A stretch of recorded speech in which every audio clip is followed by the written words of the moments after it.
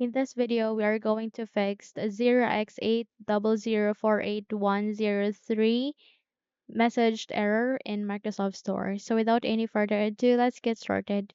The first solution that you can do is that you need to clear the Microsoft Store cache.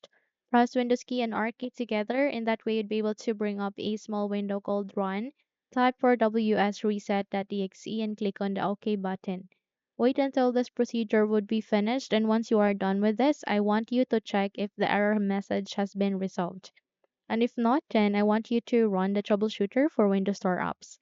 Navigate at the start, make a right click, scroll up, and click on Settings.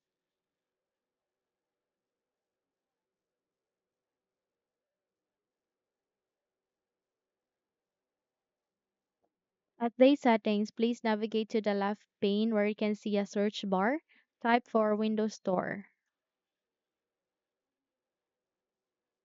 Then, the moment you have seen a result, which is the Find and Fix Problems with Windows Store apps, click on it.